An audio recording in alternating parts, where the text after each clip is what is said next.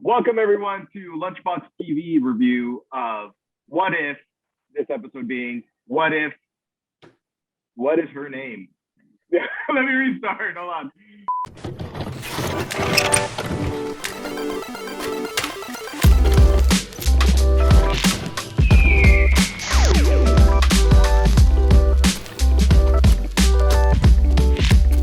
Welcome everyone to Lunchbox TV review of What If. And this episode is What If Captain Carter were the first Avenger. So this is a brand new series, episode 1. And we have Jeffrey Wright playing the voice of Uatu the Watcher in this animated feature. Haley Atwell is back as Peggy Carter. And yeah, let's get right to it. What did y'all think? All right, I'll go first. Okay, so I didn't hate it. I mean, I guess it also goes with the fact that I wasn't the biggest fan of Captain America, the first Avenger.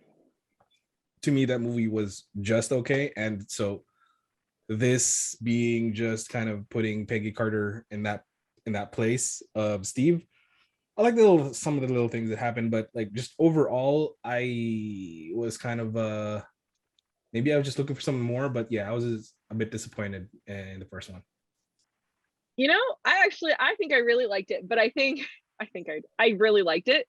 And the thing that I think made me like it so much is to be honest, had no idea what the hell What If was. I literally didn't watch any trailers. I had no freaking idea what was going on going into it. And for some reason, I feel like that kind of helped because I was like, this is just a silly concept and I'm here for that.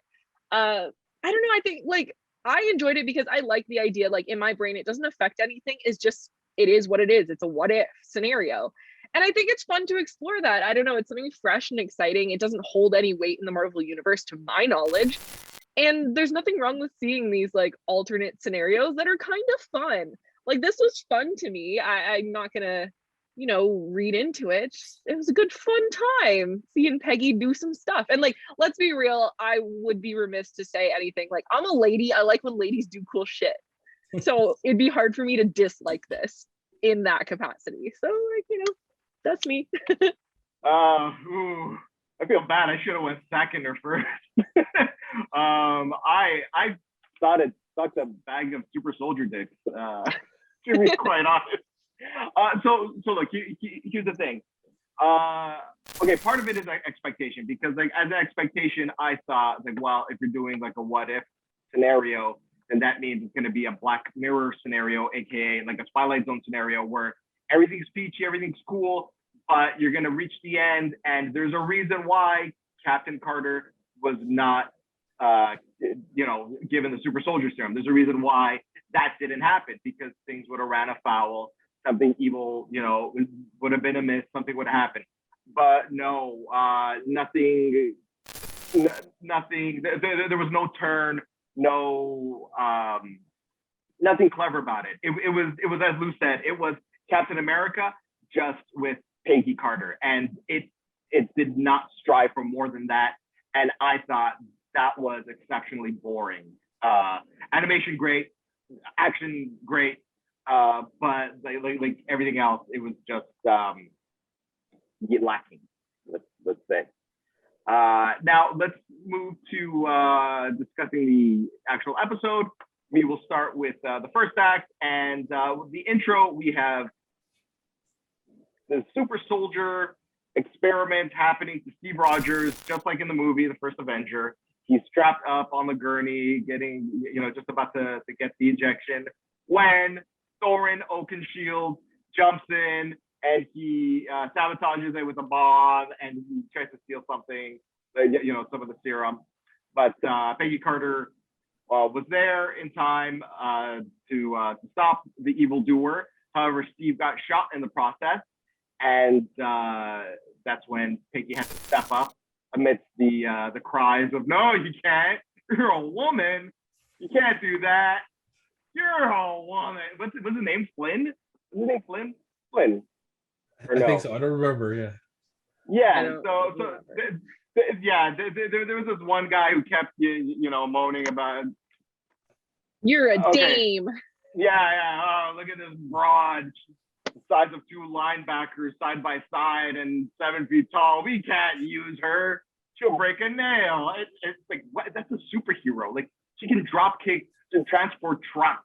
It's a woman. Anyways, that it was a bit on the nose. It was, yeah. So what happened was she became Captain Carter, and famous first Avenger, Red Skull had the Tesseract, and in her first outing as the actual Captain Carter, which Howard Stark provided the shield and the uniform for her, she captured the Tesseract and also captured the egghead guy who is Zola?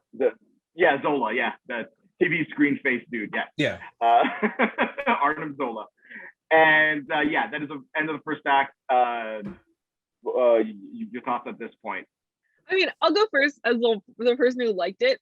Though now that I understand why, Alex, you don't like it, that is freaking valid.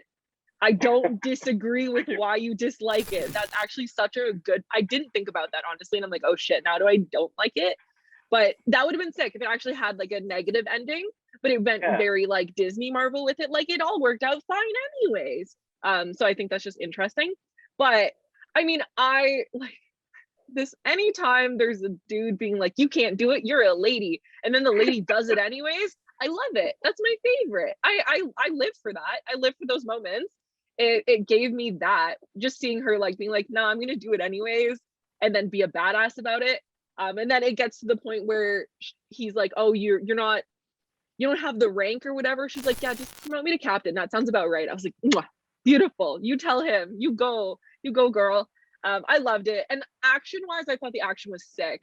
Like the explosions, the fight scenes, and it was like, the Captain America movies aren't my favorite also, but it was really cool to actually see them recreate some scenes with like her in his place. Like, there's a couple iconic moments where I'm like, that is a shot from the movie that's just kind of like slightly different because she's there. And I don't know, I really like that. I thought that was cool. Yeah, I agree with both of you. I think Alex had a point. Like, it was a little on the nose when he was just like, I think that was also, I don't know if it was a new character, because I think that was kind of the Tommy Lee Jones character in the movie, general or whatever. Yeah, but we did see Tommy Lee Jones because I guess they couldn't get him to do a voiceover. Like, he was shot. I think he was shot and killed. But yeah, also those recreations were kind of nice actually to look at. I didn't mention it earlier, but the animation is really good. It reminds me of I don't know if you guys have ever, even just kind of by passing, just seeing the old like Lord of the Rings or Cauldron, very old movies where it's like the movement is pretty real. You can tell they're 2D, but their movement is very, I guess, kind of natural. So I really like Bakshi, right? Ralph Bakshi, I think he was the animator. I think so, but yeah. I really like the animation. It's the kind of, I guess, the best animation that Marvel has done, not counting Into the Spider-Verse, because that's another studio. And Into the Spider-Verse animation was just amazing. That's my thought on that act. I really like the animation, the action, and Peggy being like, I'm gonna kick all your asses. So yeah. Okay. I'm gonna back to my original point about like there should be like some sort of twist. I was watching the entire episode with the lens of, okay, I think Steve Rogers is gonna turn evil, or like he's gonna be the Winter Soldier or something. But that didn't happen. Even when he got captured later on. Oh, I forgot to say there were spoilers in this review, guys. Spoilers. We just went right off the bat with spoilers. So if people didn't realize, sorry, you went in there. Suck. It's in the title, right? It's in the title. But okay, I'm gonna, Michelle, I'm gonna annoy you right now. I'm gonna be a little red pilled right now. The anti-wokeness here, because it was kind of, all right. So I'm judging this side by side with like Suicide Squad, and like you see the strong, great female protagonist that Harley Quinn was, that like she practically had her own movie within a movie. And in this, they had to hammer it home that, hey, you're a woman. And but several times, like, it's not like Colonel Flynn, I just saw his name. Colonel Flynn had to just, say it once, like, oh, you can't do that, right? It like, it kept coming back, and it was like, to me, it was like, okay, I got it. She can bench press the entire facility. Like, you don't have to keep saying that. But like I don't know, I think Marvel has this thing where, like, it's either they overdo it or they just going for it. I don't know. Kind of like the climax of Captain Marvel, where, like, you're playing I'm Just a Girl by No Doubt. And it's like, oh yeah, I get it, because she's a girl, but she can destroy the planet, right? It's like some things are better left unsaid. I don't know, Michelle. Did you feel that at all, or were you just like, her? Sure. No, I totally get the argument. And I think in Captain Marvel, like, Captain Marvel didn't work for me. I didn't love it. And I think that's honestly why. But for some reason, in the animated format, it's more fun and silly to me. So I feel like they can get away with that, and it doesn't feel heavy-handed. Do you get what I mean? It's a little bit more like satirical, or I don't know how else to describe it, but that's how it landed for me. Where I'm like, yeah, every character has to comment on the fact that she's a girl. It, like, works in that context. But if all this was live action and it was happening like that, I'd have an issue with it. That would be weird to me. Here it felt more like a joke as opposed to a, like, commentary. Does that distinction make sense? That's why I think it worked for me in this sense. But otherwise, I think I would have hated it. Yeah, I mean, I guess I should say, like the ultimate problem was that there was no payoff. Like, Flynn, we didn't get a close up of Flynn's face. It's like, oh my God, a woman. Like, it was nothing. It was like, the last we see of Flynn is Captain Carter crying about Steve Rogers dying because she thought Steve died. And he just walks away and is like, oh, we shouldn't have had a woman there anyways. And it's like, wait, that son of a bitch should not be saying that and getting away with it. And like, that was upsetting because they never came back to that. So yeah, that was anyway, damn you, Flynn.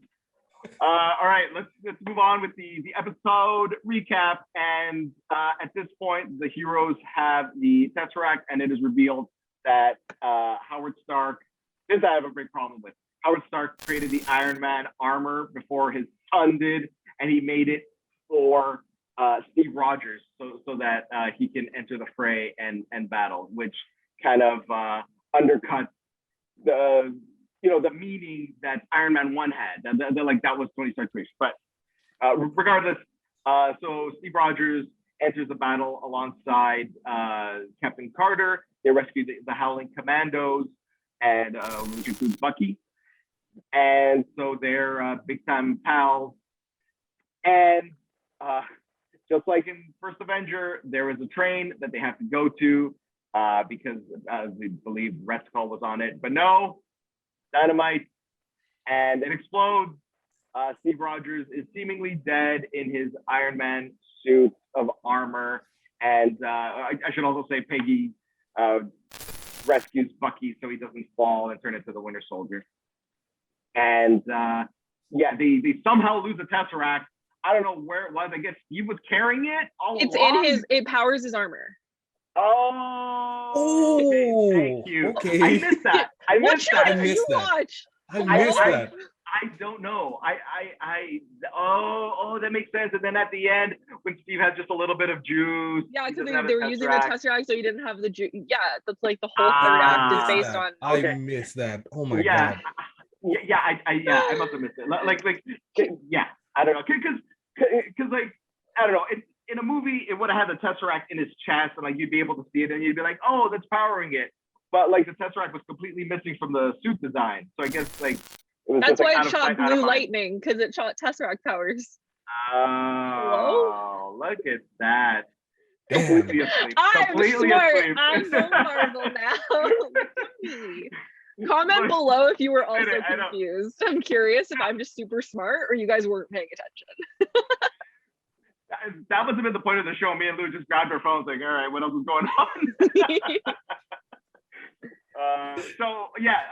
Tell me, what were your thoughts, guys? What was it surprising, or was it like, hey, it's the same as Captain America, First Avenger? You know, I I'm gonna go mean, first in this. Sorry, because I'm gonna keep it short. So that was my only really confusion about the whole second act, and I was sort of got at one point I was like, how the hell did they get the Tesseract? I mean, like, I'm pretty sure that I was just watching. I'm pretty sure I wasn't even looking at my phone. But yeah, other than that, I completely agree with Alex that Howard Stark making the Iron Man suit totally kind of cuts Tony out of it, and he loses the part where it makes Tony Stark is because of that armor. Although I have to add that it was really cool that the the HUD inside the armor, you could kind of see the analog stuff that was going on there. I thought that was really cool. And even I caught the little joke with Bucky was like, oh, I could have lost an arm or something. He said that. See, I caught that, but not the Tesseract. So yeah, go ahead, Michelle. Sorry. That's okay. I was gonna say, like, this of, I guess, the three parts of this episode, this was the weakest part for me personally, because I, like, yes, I agree with the Iron Man thing. I just straight up have an issue with Steve being around. Get him out of here. Useless scrawny man. Like, this is, if you're gonna let Captain Carter have her time, let her have her time. It doesn't need to be Captain Carter and, like, armor Steve. That doesn't work for me personally. I don't know, I just didn't love him being more of a focal point than her, because in that act it felt like they were actually balancing. I agree between the two, and I don't love that. So I take serious issue with that. And the only other thing that, like, I was watching it with my friends and I pointed this out because it pissed me off. When Steve, quote unquote, dies, Bucky could not give a shit. He barely reacts. And Captain Carter's like, no! And she's like really distraught. I'm sorry, at this point, like, they're not even like super romantic. So she's losing it, but like your best friend Bucky is just kind of like chilling. And it felt to me like that upset me because we went through so much of like Falcon and Winter Soldier and Bucky missing Steve and like how much their relationship means. And yes, sorry, my dog's doing stuff. And like their relationship got built, so we know how important it is, and then it felt like it was completely ignored because it was in favor of Captain Carter / Steve's relationship, which I don't care about at all. Don't need it. It's stupid. You've known each other a day. Calm down. I just like my women to not need men. Let's just, like, I'll call it what it is. She's an independent Captain Carter who don't need no Steve. I was gonna say that. That's it brings up like the main issue with like female focused stories or female driven stories where it's like, oh, you need a love interest, got to put a love interest. Yeah. And although I like the visual of like this hulking Amazon of a woman with this twink of a man picking him up, kissing him, it's like it probably would have been better served if like Steve would have died in the beginning and just give Carter the reins, and then with that, then it could feel a little more like a Twilight Zone-y thing, like a lot different because like it's a lot darker. Steve's gone. But yeah, the main issue, I think it all stems from Howard making the suit and like the reason it had such an impact in the Marvel Universe was that it was symbolic for Tony. It carried a lot of meaning, and it's like in terms of scientific ingenuity, it meant a lot in the Marvel canon. But when Howard does it, like if he would have done it because he was secretly in love with Peggy and it's like, well, I got to be in there to protect this, to protect my lady, I'm so impressed with her, then that's one thing. Then it's like, okay, he has this motivation to create this costume, this armor, but like just to make it for Steve, it's weak. Motivation is weak. The whole thing is weak.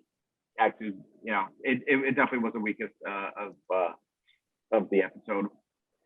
And now we'll move on to the finale and Captain Carter finds out where Red Skull is because she interrogates Zola, who gives it up like that. That was kind of a funny scene. And they're in this, castle. They're doing this whole thing, and Red Skull summons with the Tesseract. I was so excited for this part because I'm like, oh my God, tentacles, please show a giant eyeball, and it will be Shuma Gorath, and it will be so freaking cool, right? But no, it's just tentacles, like some sort of hentai. Really did nothing but give the squishy. It was the hentai tentacles. Yeah, right. Like, you can't use tentacles and not think hentai at this point in 2021, the year of our Lord, of our hentai Lord. And so Peggy breaks up the scene, finds out that Steve is indeed still alive, and the armor is, conveniently beside him. Steve powers up the armor, with like the local electricity, whatever they have powering generators and stuff, while Howard is doing his best to close the portal, to send back the tentacle thing. Red Skull is dead at this point because the tentacle thing, Squished him. The red dude, yeah. And Peggy is pushing the monster back and pushes it through the portal, and Howard closes it. Steve couldn't save her because there wasn't enough power in his suit of armor. And boom. Fast forward, 70, 80, 90 years? 70 years. 70 years, right? 70 years to the future. And you have Nick Fury opening a portal, Captain Carter coming out, and hey, welcome to the present day. This is Hawkeye over there. His specialty is bows and arrows. What can you do? Oh, you're strong. You're a woman. What? Oh, what? A woman? What is 70 years. Here? 70 years in the future, they're still going to be like, "Oh, lady, Right. no, What? not This allowed. is impossible. What We is only this allowed craziness? one lady." So this is how our episode ends. What do you think of the conclusion? Do you want to go first? Yeah. I mean, like I said, I wasn't really enjoying this episode. It was a weak first episode for me, but I do like the okay. So I know you guys don't really like that the Peggy and neither do I like the Peggy and needs Steve and Steve needs Peggy, but I think they're just trying to set it up where the two of them are just kind of connected in any multiverse. It's like kind of the romanticism of it. So yeah, that's she missed the dance instead of him, but to be honest, I just like the Peggy going out of the portal and being like 7 years later and being able to join the Avengers. So that was cool to me because I want to see kind of where this goes with Peggy possibly leading that team of Avengers. Although I don't know if, because I don't even know what episode 2 is. So yeah, so my favorite part of that last act is just the possibility of something cool. That first episode ended. Again, one day we're gonna be as cool as the other people who will get the first 3 episodes, because most of the reviews, it was the first episode that was the weakest.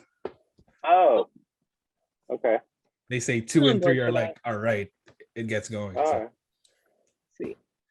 I mean, I liked this ending. Like, I thought it was a fine enough ending for the episode. It made sense for me. I liked this sacrifice situation. Like, I liked the role reversal there. I thought that was really cool. I liked the little hentai tentacle thingy. I just wasn't sure what to expect, honestly, coming out of the portal. I was like, because he said intergalactic or interdimensional or something, and I was like, that could be anything. Like, that could like literally. Alex, I was also looking for that eye, but yeah. Yeah. Like Michelle said, it could be anything. So I'm like, oh my God, like what? The Beyonder, there's a lot to work with. Yeah. I was thinking like something like, I was like a frost giant. I don't know, something from Asgard, some weird situation. Like, I don't know.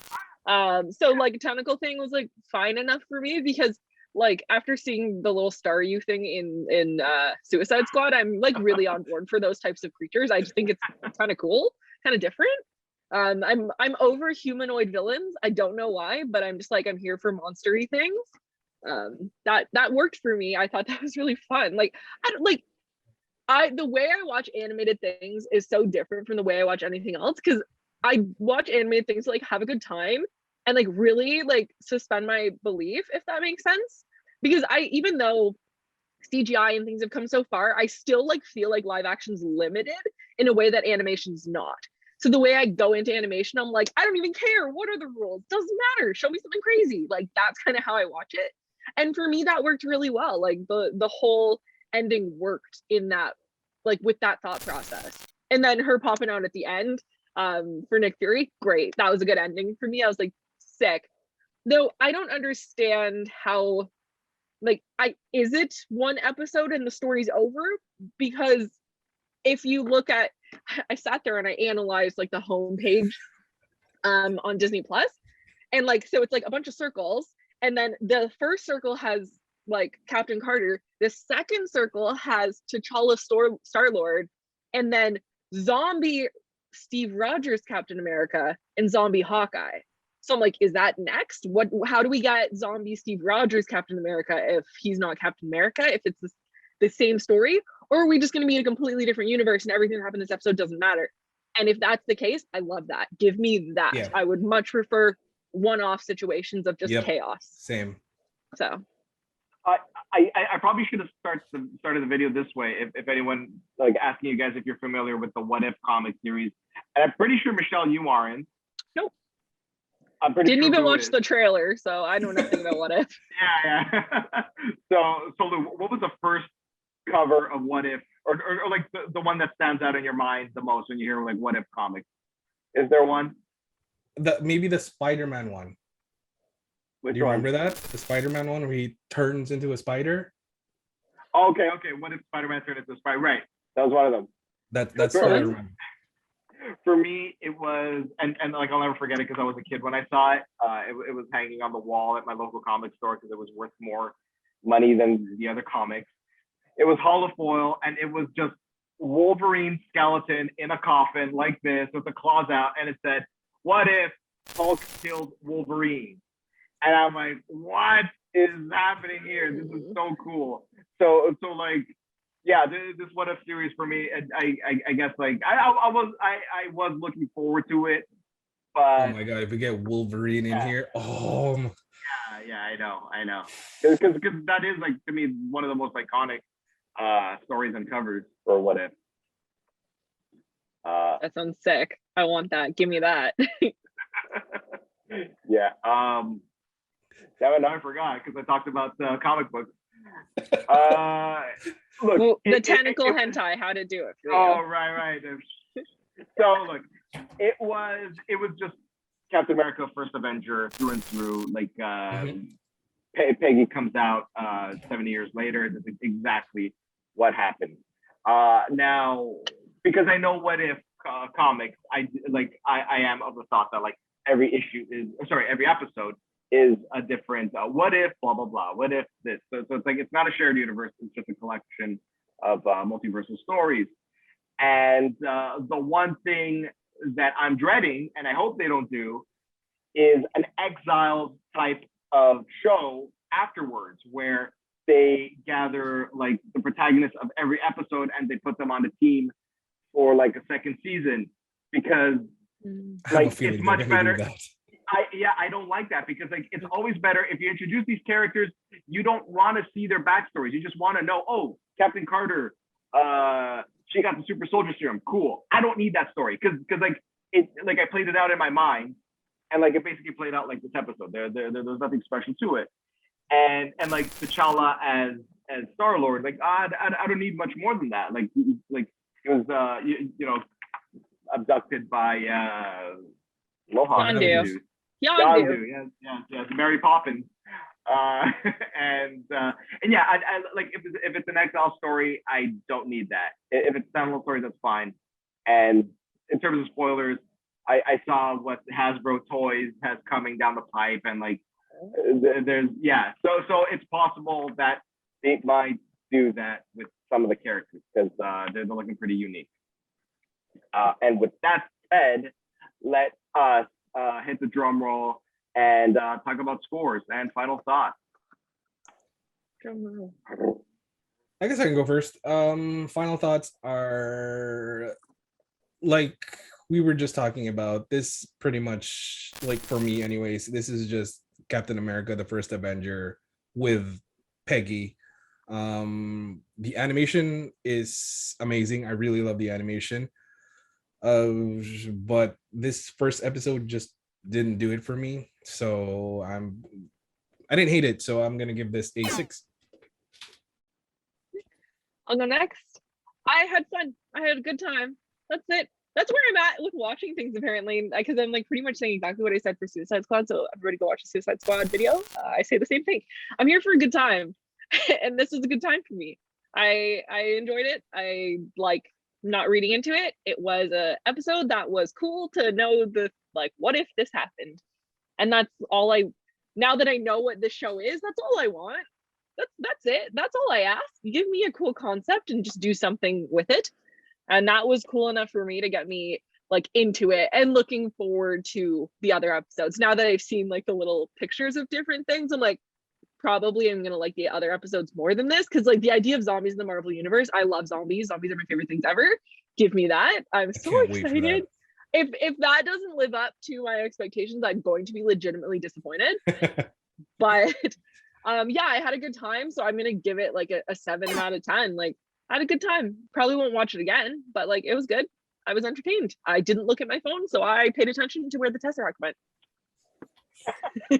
Wow, that is some shade. That is some shade. A woman throwing shade. What? Look, I don't have to rewind or like drag the cursor back to the beginning. You'll get my thoughts. That haven't changed. It was Captain America, First Avenger. I'd probably give it like a 3 out of 10. That's it. Yeah, definitely fail. I'm sorry. I'm just giving it for the animation and the action. It literally did nothing. Yeah, but sorry. I'm dragging down the Metacritic Lunchbox score here. Yeah, we should be adding our scores together. We should actually be doing that to like get the general like. Oh yeah, like the general feel. thing. Yeah. Well, we're usually like if it's like 7, we're like 7, 6.5, 7.5. There's like a couple of things we did where we're exactly the exact same score. Yeah. See, but not this time. We're getting divisive. Alex and I are just like ending up on opposite ends of the spectrum now. I think we're gonna fight. To be fair, that's usually in horror stuff though that we kind of agree. Yeah. On everything. I'm gonna find something we disagree on. I'll find one. Yeah. Just you wait. Who knows? We will see. Well, for those of you watching, tell us what you thought. What would you score it? If you're a bot, give us your score as well. We know you're there and you're watching. But honestly, if you enjoyed what you saw, leave a comment, follow us on their socials, subscribe and like us because we deserve it. And we'll see you on the next one. Next week, what is next week's episode? T'Challa as Star-Lord, I think. Yeah, what's the title? Do we know the title? No like, idea. What if? Something? No? Cool. Oh, okay. Well, it's probably T'Challa-centric. Chadwick Boseman doing the voice. What if episode 2? So thank you for joining us. I am Alex. I've been joined by Lou and Michelle. And next week we'll have our boxing gloves on. We will see you. Goodbye. Bye. Bye.